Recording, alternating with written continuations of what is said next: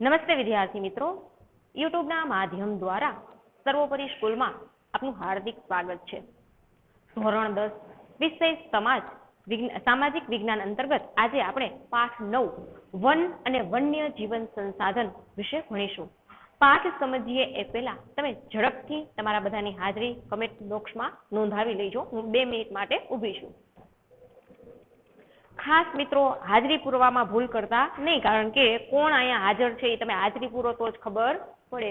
બરાબર, પેલા હાજરી પૂરી લેવાની અને પછી જ મારા પ્રશ્નના જવાબ દેવા ના. બરાબર, પેલા ફટાફટ બધા હાજરી પૂરી લ્યો.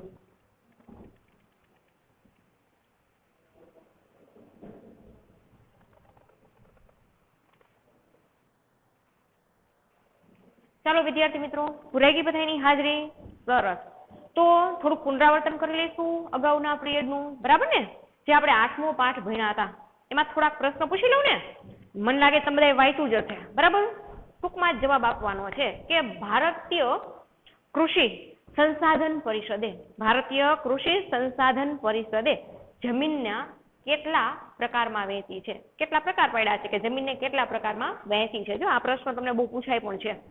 બરાબર, તો વિકલ્પમાં છે, ખાલી જગ્યામાં છે, તમને આવડી જાય. ચાલો રેડી. બીજો પ્રશ્ન છે કે પડખાઉ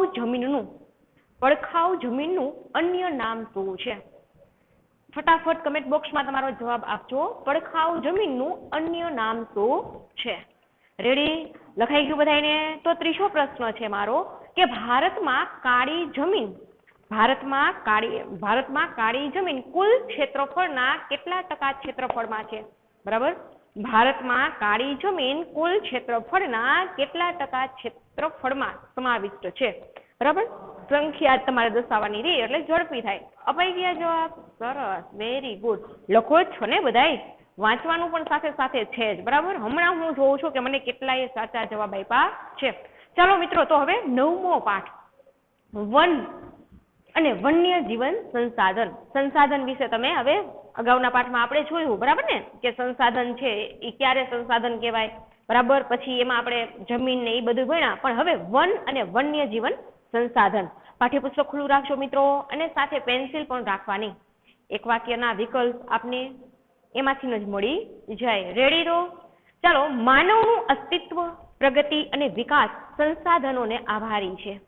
આદિકાળથી કુદરત પાસેથી વિભિન્ન ચીજો મેળવીને આપણે આપણી જરૂરિયાતોની પૂર્તિ કરતા આવ્યા છીએ, જેમાં જંગલો અતિ મહત્વનું સંસાધન લેખાય છે. જંગલોનો સામાન્ય અર્થ વૃક્ષો, ઝાખરા કે ઘાસનો સમુચ્ચય. બરાબર ને? શું કહે છે કે ભાઈ આપણે કુદરતી સંસાધન, બરાબર, તો એમાંય ખાસ કરી અને જંગલ એ આપણે બહુ ઉપયોગી છે. અને એમ કહેવાય છે કે આપણા વિકાસનો આધાર હોય તો એ જંગલો જ છે. જો આપણે સામાન્ય બાબત લઈ લો, આપણી જીવન જરૂરિયાતની વસ્તુઓ મોટે ભાગે જંગલ ઉપર જ આધારિત છે. બરાબર ને? એ ફળ ફૂલ તો આપે જ છે. બરાબર, પણ એનું લાકડું છે એ બહુ એટલો ઉપયોગી છે. પછી લાકડાનો ઈંધણ તરીકે ઉપયોગ કરે છે. બરાબર ને? ઘણી બધે રસોઈ બનાવવા માટે. પછી બીજું એની વનસ્પતિ, બરાબર ને, એ પણ એટલી ઉપયોગી છે. એટલે પ્રાચીન સમયથી જ, બરાબર ને, જંગલ, બરાબર, એ આપણે ખૂબ જ ઉપયોગી છે. વિભિન્ન આપણે આપણી જરૂરિયાતોની પૂર્તિ કરતા આવ્યા છીએ. બરાબર ને? આપણી બધી જરૂરિયાતો આ જંગલો પૂરી કરે છે. બરાબર ને? રાચરચીલું ફર્નિચર એ શેમાંથી બને છે? લાકડામાંથી. બરાબર ને? વિવિધ ઔષધો, બરાબર ને, એ વૃક્ષોનો જ ઉપયોગ થાય છે. બરાબર ને? દવાઓ બનાવવા માટે કે પછી એમાંથી મળતા ફળ ફૂલો છે. બરાબર, તો આમ અનેક રીતે જંગલ છે એ આપણે ઉપયોગી છે. જેમાં જંગલો અતિ મહત્વનું સંસાધન લેખાય છે. જંગલોનો સામાન્ય અર્થ વૃક્ષો, ઝાખરા કે ઘાસનો સમુચ્ચય. બરાબર ને? કે ભાઈ જંગલોનો સામાન્ય અર્થ શું છે? કોને કહેવાય જંગલ? તો એની નીચે ખાસ પેન્સિલ લીટી કરી નાખો. વૃક્ષો, ઝાખરા કે ઘાસનો સમુચ્ચય. બરાબર, શું કહે છે? ઘાસનો સમુચ્ચય, જે કુદરતી વનસ્પતિમાં એ જ વનસ્પતિને સમાવી શકાય કે જેનો ઉછેર માનવીની સહાય વિના કુદરતી રીતે થયો હોય, તેને અક્ષત વનસ્પતિ કહે છે. ભારતમાં આ પ્રકારની વનસ્પતિ હવે માત્ર હિમાલય, સુંદરવન અને થરના રણના દુર્ગમ વિસ્તારોમાં જ જોવા મળે છે. તમને એમ પણ પૂછે કે ભાઈ અક્ષત વનસ્પતિ કોને કહેવાય? બરાબર ને?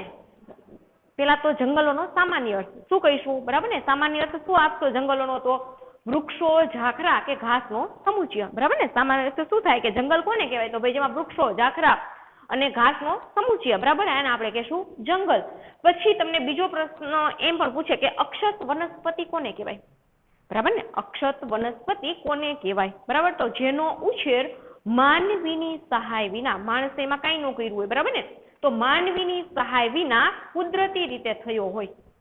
સાવ સહેલો અર્થ છે, બરાબર ને. અક્ષત વનસ્પતિ કોને કહેવાય, ખાસ હજી એક વખત નજર ફેરવી લ્યો કે જેનો ઉછેર માનવીની સહાય વિના કુદરતી રીતે થયો હોય, બરાબર ને. અક્ષત વનસ્પતિ કે જેનો ઉછેર માનવીની સહાય વિના કુદરતી રીતે થયો હોય, બરાબર ને. શબ્દ થોડોક સમજી લ્યો એટલે તમને કઈ અઘરું લાગે નહીં, બરાબર ને. 1-2 માર્કના પ્રશ્નો તો આવી રીતના જ પાકા થઈ જાય.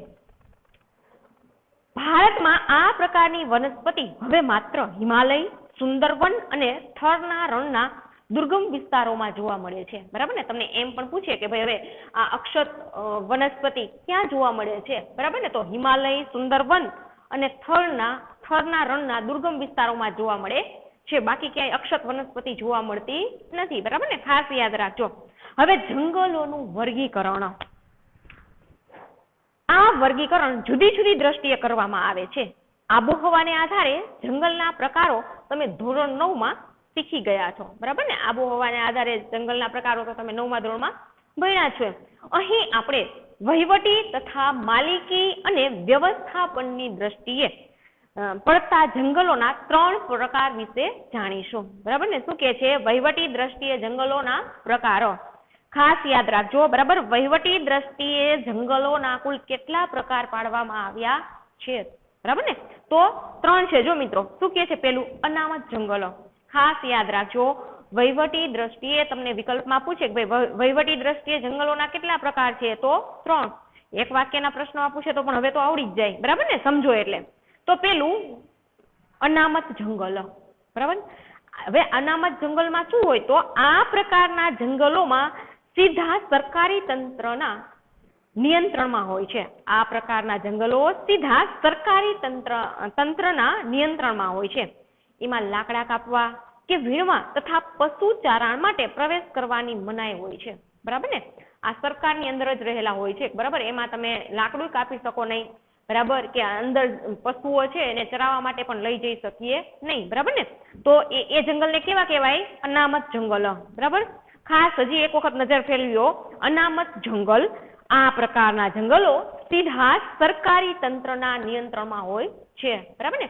અનામત જંગલો સરકારી તંત્રના નિયંત્રણમાં હોય છે. પછી બીજું કે એમાં લાકડા કાપવા કે વીણવા કે પશુ ચારણ, બરાબર, માટે પ્રવેશ કરવાની મનાઈ હોય છે. લાકડા કાપવા, બરાબર, કે પછી ભાઈ વીણવા તથા પશુઓને અંદર ચરાવવાનો પ્રતિબંધ હોય છે. એમાં આપણે લઈ જઈ કે ચરાવી શકે નહીં એમ. પછી આવે છે બીજું સંરક્ષિત જંગલ, બરાબર ને. જો અનામત જંગલ, વહીવટી દ્રષ્ટિએ જંગલના પ્રકાર, અનામત જંગલ. પછી બીજું આવે છે સંરક્ષિત જંગલ. આ પ્રકારના જંગલોની દેખભાળ સરકારી તંત્ર દ્વારા કરાય છે, બરાબર. સરકારની દેખભાળ તો કરે જ છે, સરકારી તંત્ર દ્વારા કરાય છે. અને વૃક્ષોને હાનિ પહોંચાડ્યા સિવાય લાકડા વીણવાની અને પશુ ચરાણની સ્થાનિક લોકોને છૂટ હોય છે, બરાબર ને. જો આ શું કે છે, સંરક્ષિત જંગલો છે એ સરકારની દેખ નીચે જ હોય, પણ એમાં છે કે ભાઈ વૃક્ષોને કાપવાના નહીં, બરાબર ને, પણ એમાં જે લાકડાઓ છે, ઝાડી છે, બરાબર ને, જે ખરી ગયેલું હોય એ લેવાની છૂટ હોય છે.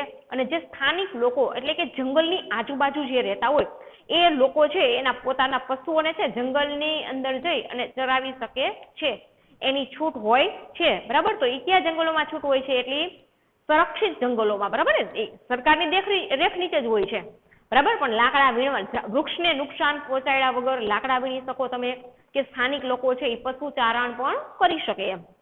હવે અવર્ગીકૃત જંગલ. આ પ્રકારના જંગલોનું વર્ગીકરણ હજી સુધી થયું નથી.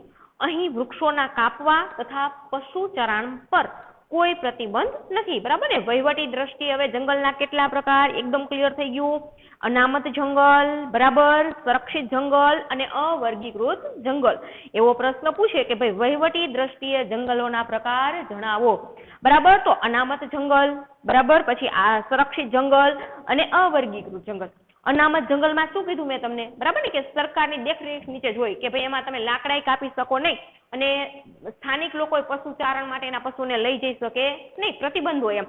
પછી સંરક્ષિત જંગલમાં બરાબર એ સરકારની દેખરેખ નીચે જ હોય, પણ બરાબર વૃક્ષોને નુકસાન પહોંચાડ્યા વગર બરાબર એમાં લાકડા વીણી શકે, કાપવાનું નહીં, બરાબર એવું લાકડા કે એવી કોઈ ચીજ વસ્તુઓ વીણી શકે અને સ્થાનિક લોકો છે પોતાના પશુઓને ચરાવવા માટે અહીંયા લઈ જઈ પણ શકે, એટલે કે પશુચારણની પણ આ સંરક્ષિત જંગલમાં છૂટ હોય છે. અને અવર્ગીકૃત જંગલ, બરાબર, તો વહીવટી આધારે બરાબર વહીવટી દ્રષ્ટિએ જંગલોના 3 પ્રકારો, એકદમ ક્લિયર થઈ ગયું. ચાલો એના પછી આગળ માલિકી, વહીવટી અને વ્યવસ્થાપન દ્રષ્ટિએ જંગલોના પ્રકાર. માલિકી, વહીવટી અને વ્યવસ્થાપન દ્રષ્ટિએ જંગલોના પ્રકાર. ભારતના જંગલોને માલિકી, વહીવટી અને વ્યવસ્થાપન દ્રષ્ટિએ નીચે મુજબ 3 ભાગમાં વહેંચવામાં આવે છે. જો એમાં પણ માલિકી, વહીવટી અને વ્યવસ્થાપન દ્રષ્ટિએ પણ જંગલના 3 પ્રકાર છે. એમાં પેલું રાજ્ય માલિકીનું જંગલ, બરાબર, પેલું કયું આવે છે, રાજ્ય માલિકીનું જંગલ. જો ખાસ ઉપર ટોપિક યાદ રાખજો, માલિકી, વહીવટી અને વ્યવસ્થાપનની દ્રષ્ટિએ જંગલોના 3 પ્રકાર. એમાં પણ પેલું રાજ્ય માલિકીનું જંગલ. હવે શું છે, તો આ પ્રકારના જંગલો પર નિયંત્રણ રાજ્ય કે કેન્દ્ર સરકારનું હોય છે. દેશના મોટા ભાગના જંગલ વિસ્તારો આ પ્રકારમાં આવે છે. શું કહે છે, આ પ્રકારના જંગલો પર નિયંત્રણ રાજ્ય કે કેન્દ્ર સરકારનું હોય છે અને દેશના મોટા ભાગના જંગલો આ પ્રકારમાં આવે છે. હવે આવે છે સામુદાયિક વન.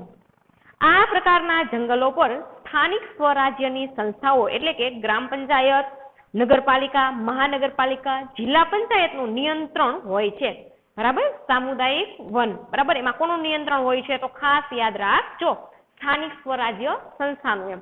પછી આવે છે ખાનગી જંગલ. આ પ્રકારનું જંગલ વ્યક્તિગત માલિકીનું હોય છે. ખાનગી જંગલ વ્યક્તિગત માલિકીનું હોય છે.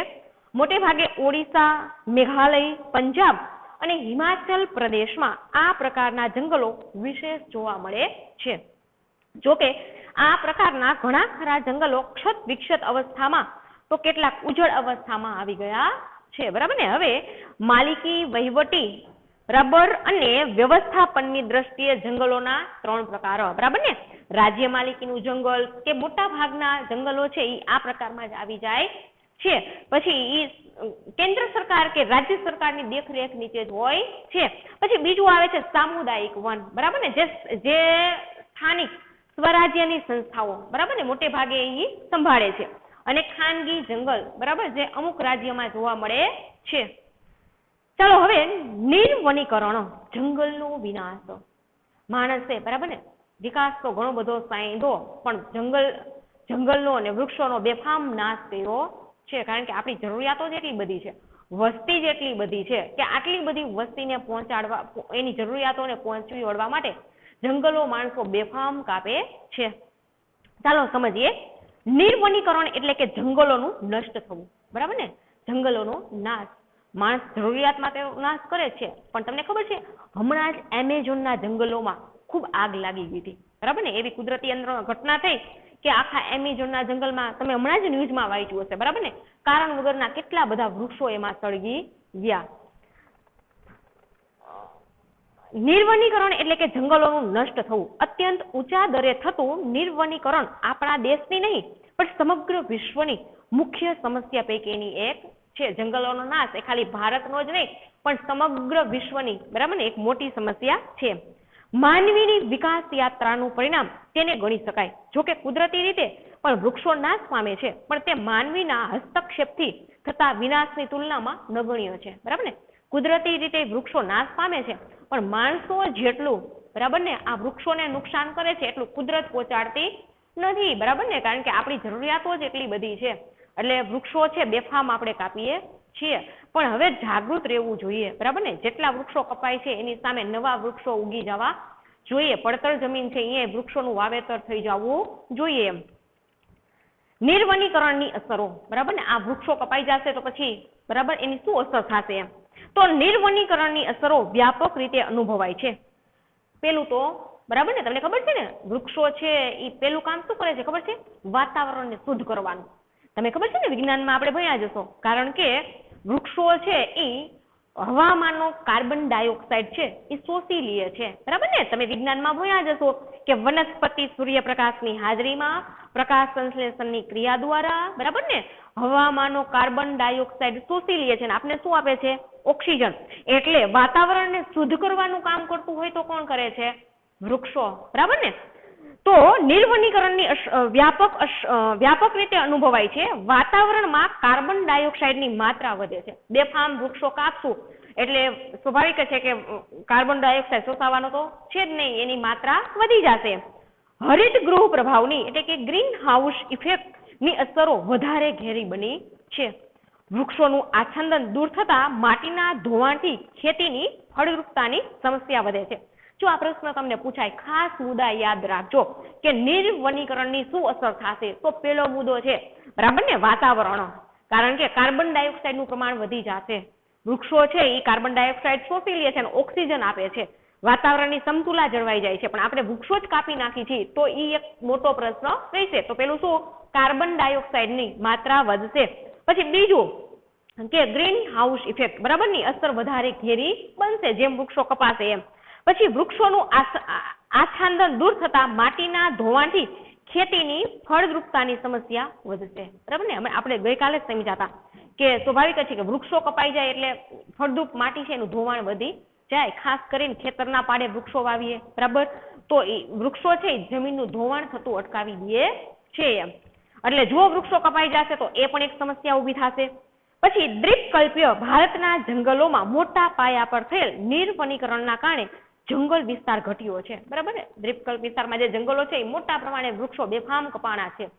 બરાબર, એટલે એ પણ એક મોટો પ્રશ્ન છે. એમ જંગલ વિસ્તાર ઘટ્યો છે એમ.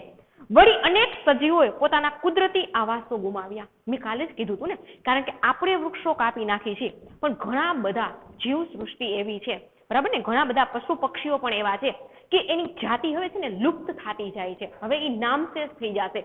ભવિષ્યમાં આપણે આપણી પેઢીને શું કહીશું? તો ખાલી ચિત્ર જ બતાવવાનું છે કે જો આવું હતું, બરાબર ને, પક્ષી કે ભાઈ પશુ, તો એવું બનશે જો આવી જ રીતના વૃક્ષો કપાઈ જશે ને તો. એમ પોતાના કુદરતી આવાસો ગુમાવ્યા તેના પરિણામે વન્યજીવો ખોરાક અને પાણીની શોધમાં માનવ વસવાટના ક્ષેત્રો તરફ આવી ચડે છે. બરાબર, અમુક જાતિ નાશ પામે છે અને પછી સ્વાભાવિક છે કે એની જરૂરિયાત પૂરી ન થાય એટલે જ્યાં માનવ વસવાટ કરે છે અહીંયા આવી જાય છે. હમણાં જ આપણે જોયા હતા ને ભાઈ, સિંહ નગરમાં આવી જાય, બરાબર, પેલો દીપડો આવી ગયો તો એ પ્રશ્ન તો રહેવાનો જ છે એમ.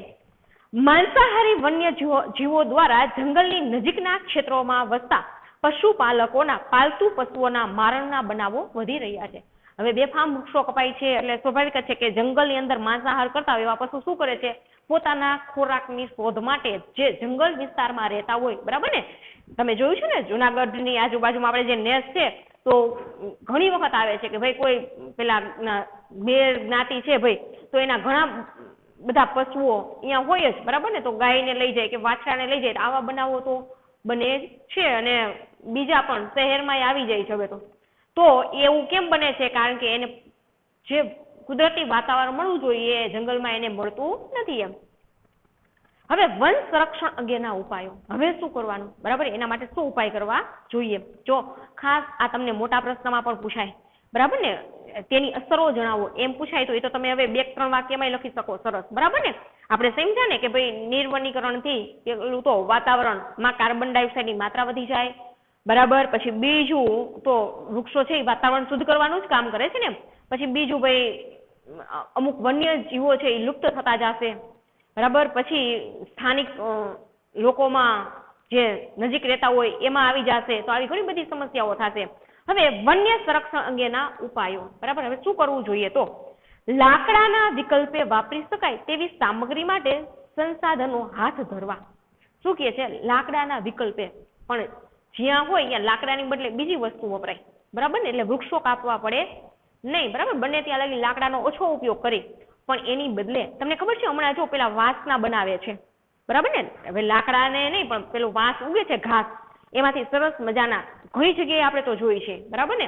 તો એ ટેબલ ને ખુરશી ને એનો વપરાશ કરે કારણ કે એ તો એકદમ ઉગી જાય વાંસ, પેલું લાંબુ લાંબુ થાય, બરાબર ને, એના સરસ મજાના તમે જુઓ તો ઘણી બધી જગ્યાએ હોય છે, સ્ટૂલ છે, ટેબલ છે, તો એનો ઉપયોગ કરી, કારણ કે એ ઝડપથી ઉગી પણ જાય, બરાબર ને. પેલી વાંસ આવે છે આખી એની બનાવે છે, એ ટોપલીની બધું નથી બનાવતા એ, તો એનો અવેજીમાં, બરાબર ને, જ્યાં લાકડું ન વપરાય પણ લાકડાની જગ્યાએ બીજું કોઈ વિકલ્પ તરીકે ચાલે તો એનો વપરાશ વધારવો જોઈએ, જેથી વૃક્ષો કપાય નહીં એમ. લાકડાના વિકલ્પે વાપરી શકાય તેવી સામગ્રી માટે સંશોધનો હાથ ધરવા, તેથી લાકડાનો વપરાશ ઘટતા વનો બચશે, બરાબર ને. એનો વિકલ્પ શોધવો જોઈએ કે ભાઈ લાકડાની જગ્યાએ બીજી વસ્તુ વાપરી, બરાબર, જેથી લાકડાનો ઉપયોગ ઓછો થાય એમ. જરૂરિયાત કે વિકાસ માટે નિર્માણ કાર્ય કરતા જે વૃક્ષો અનિવાર્યપણે કાપવા પડે તેની જગ્યાએ નવા એ જ પ્રજાતિના વૃક્ષો વાવવા જોઈએ.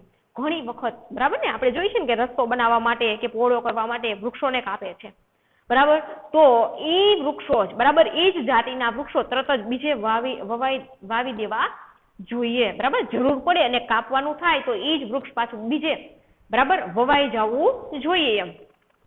અપરિપક્વ વૃક્ષોના કાપવા પર સંપૂર્ણ પ્રતિબંધ મૂકવો જોઈએ, બરાબર. વૃક્ષ જે નાનું જોઈએ ત્યાં એને કાપી નાખવું જોઈએ નહીં, પ્રતિબંધ હોવો જોઈએ એમ, બરાબર ને. જર્જરિત થઈ ગયું હોય અને કાપે, રસ્તો નીકળતો હોય તો વાત અલગ છે એમ, મૂકવો જોઈએ. પછી જે ઉદ્યોગો જંગલોમાંથી કાચો માલ મેળવે છે તેને ભવિષ્યની જરૂરિયાત સંદર્ભે વનીકરણ માટે ફરજ પાડવી જોઈએ. ઘણા બધા ઉદ્યોગો જે જંગલ ઉપર આધારિત છે, બરાબર ને, એને વનીકરણ માટે, બરાબર, ભવિષ્યની જરૂરિયાતના વનીકરણ માટે ફરજ પાડવી જોઈએ, એમાં સામેલ કરવા જોઈએ. પછી ઇકો ટુરિઝમના વિકાસના નામે જંગલોની સ્થિતિ ન જોખમાય તે માટે કડક રીતે નિયમન કરવું જોઈએ એમ. પછી સ્થાનિક લોકોમાં આ અંગે વ્યાપક જનજાગૃતિનું કાર્યક્રમનું આયોજન કરવું જોઈએ. સ્થાનિક લોકો જંગલની આજુબાજુ રહેતા હોય, બરાબર ને, એ લોકોમાં જાગૃતતા આવે, બરાબર, એના માટે કાર્યક્રમો યોજવા જોઈએ. જંગલનું મહત્વ એ લોકો સમજે, બરાબર ને, કારણ કે સ્થાનિક લોકો રહેતા હોય તો આડકતરી રીતે એ જંગલને નુકસાન પહોંચાડે નહીં એમ. શાળા કોલેજોમાં શીખવાતા પાઠ્યક્રમોમાં આ અંગેની વિગતો સમાવી અને વન સંરક્ષણની વિશેષ જરૂરિયાત સમજાવી, બરાબર ને. શાળા કોલેજોમાં સેમિનાર રાખવો જોઈએ, પ્રાર્થના સભામાં વનોનું મહત્વ, બરાબર, અને વન સપ્તાહ આપણે તો સ્કૂલમાં ઉજવીએ જ છીએ, ખબર જ છે ને, કારણ કે વન સપ્તાહ ઉજવીએ છીએ. અને ગઈ સાલ તો આપણે જે સાદુળકા ગામ છે અહીંયા ઘણા બધા વૃક્ષો વાવ્યા હતા, જે સાવ પડતર જમીન છે, આપણી સ્કૂલની પાછળ આપણે ઘણા બધા વૃક્ષો વાવ્યા હતા. પણ આવા તો બધી જગ્યાએ આવી કરવાની જરૂર છે, જ્યાં પડતર જમીન છે, બરાબર, અહીંયા વૃક્ષોનું વાવેતર થવું જોઈએ એમ.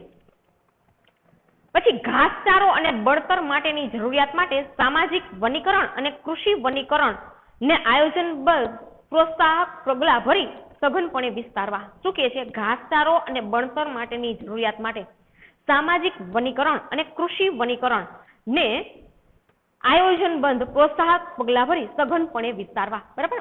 લાકડાનો છે એનો ઉપયોગ ન કરે પણ એની બદલે, બરાબર ને, જો હવે તમને કહી તો ભાઈ ગોબર ગેસ પ્લાન્ટ, બરાબર ને, પેલું ગાયનું છાણ મૂત્ર છે ભાઈ, એનો આખો ગોબર ગેસ આખો પ્લાન્ટ બનાવે તો સરસ ખાતર પણ મળે અને ઉર્જા પણ મળે, બરાબર ને.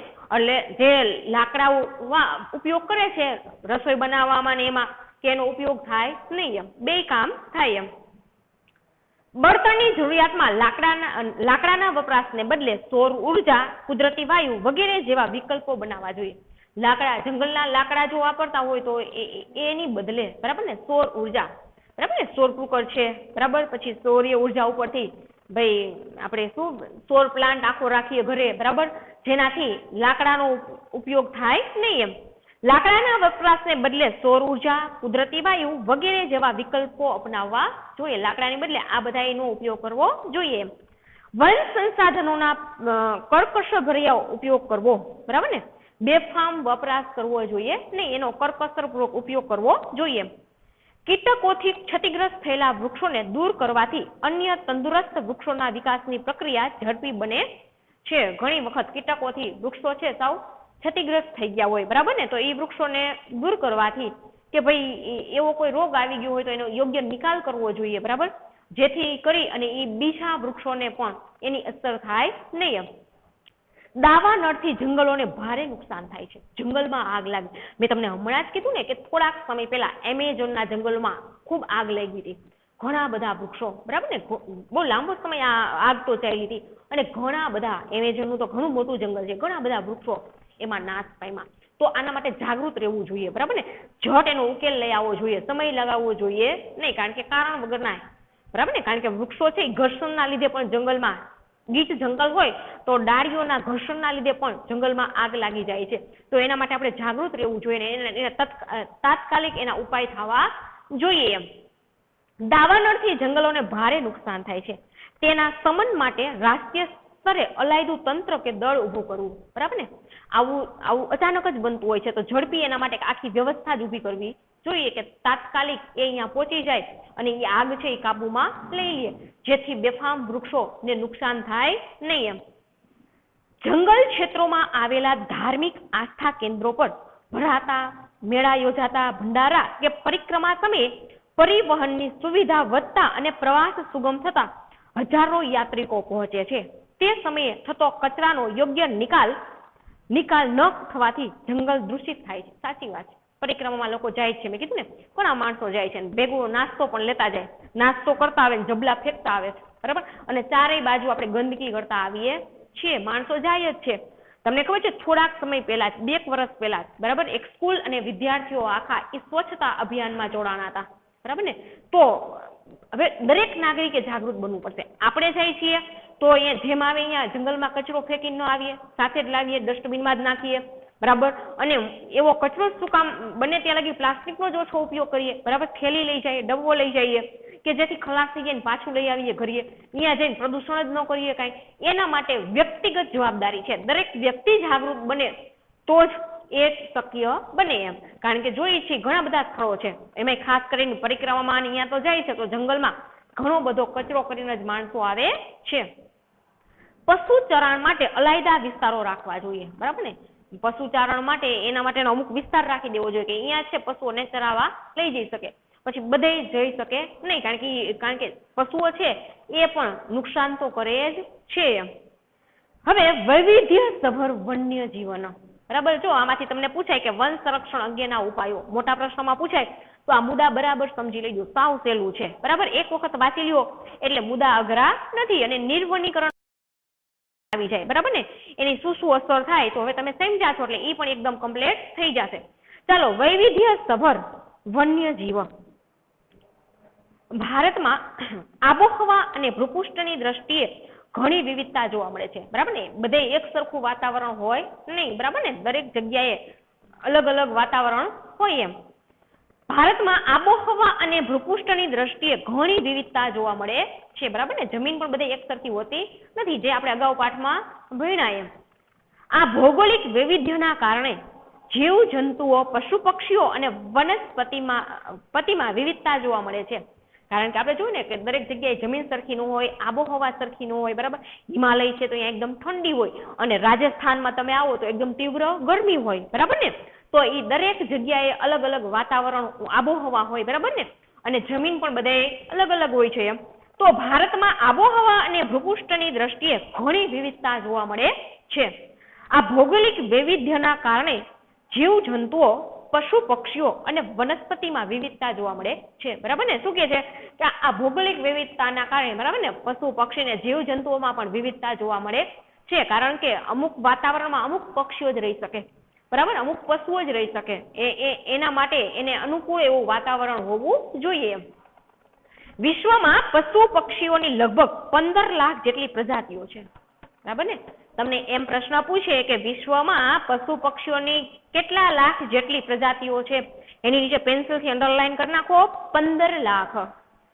તેમાંથી 81,251 જેટલી પ્રજાતિઓ ભારતમાં જોવા મળે છે. કેટલી બધી છે જો ભારતમાં, તો ભારતમાં જોવા મળે છે. જૈવ વિવિધતાની દ્રષ્ટિએ જોઈએ તો ભારત વિશ્વમાં 12મા સ્થાને છે, બરાબર ને. જો તમને એમ પણ પ્રશ્ન પૂછે કે જૈવ વિવિધતાની દ્રષ્ટિએ જોઈએ તો ભારત વિશ્વમાં કેટલામાં સ્થાને છે? 12મા સ્થાને. એની નીચે પણ પેન્સિલથી અંડરલાઈન કરી નાખો.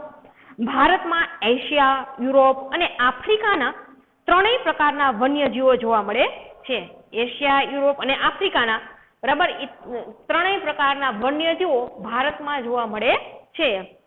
આફ્રિકાના ઝરખ, ચિંકારા, યુરોપીય વરુ, જંગલી બકરીઓ અને કાશ્મીરી મૃગ, દક્ષિણ પૂર્વ એશિયાના હાથી, ગિબન એટલે કે વાંદરાની એક જાત વગેરે જોવા મળે છે.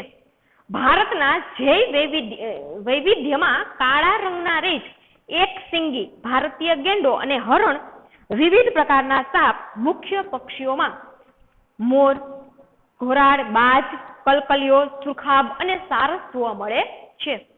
હિમાલયમાં ઊંચાઈ પર જોવા મળતો હિમ દીપડો અને ત્યાં જ સ્થિત વનોમાં જોવા મળતું લાલ પાંડા વિશિષ્ટ પ્રાણીઓ છે. જો આની નીચે પણ અંડરલાઈન કરી નાખો, બરાબર. એક આ હિમાલયમાં, બરાબર ને, શું કહે છે, હિમાલયમાં ઊંચાઈ પર મોટે ભાગે શું જોવા મળે છે, તો એક હિમ દીપડો અને સ્થિત વનોમાં જોવા મળતું લાલ પાંડા, બરાબર. એની નીચે અંડરલાઈન કરી નાખો મિત્રો. વિશિષ્ટ પ્રાણીઓ છે. દુનિયામાં વર્તમાન સમયમાં ભારત એક એવો દેશ છે કે જેમાં વાઘ અને સિંહ તેમના કુદરતી આવાસમાં વિચરે છે, બરાબર ને. ભારત જ એક એવો દેશ છે કે જ્યાં શું કહે છે કે ભારત જ એક એવો દેશ છે કે જેમાં વાઘ અને સિંહ, બરાબર ને, તેમના કુદરતી આવાસમાં જ વિચરે છે, કારણ કે એને પૂરતું જંગલ, એવું વાતાવરણ મળી રહે છે. બીજે ક્યાંય એવું વાતાવરણ નથી એમ કે જેમાં વાઘ અને સિંહ બંને તેમના કુદરતી આવાસમાં વિચરે છે.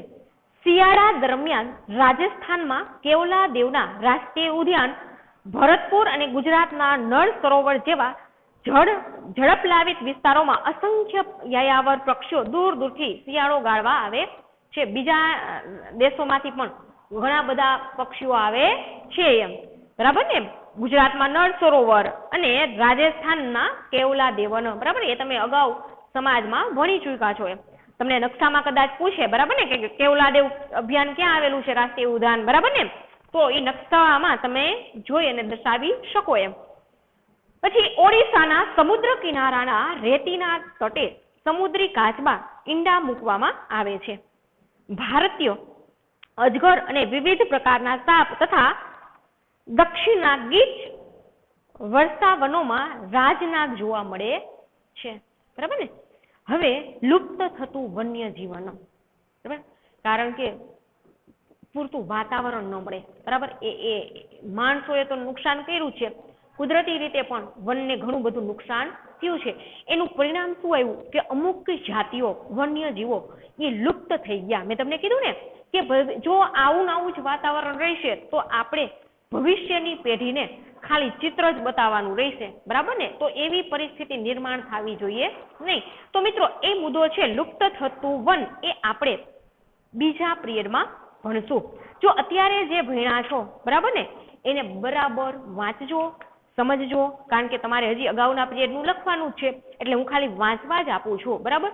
નેક્સ્ટ પિરિયડમાં, પછીના પિરિયડમાં તમને લખવા આપીશ. તો બરાબર પાઠને વાંચજો અને સમજજો. અસ્તુ.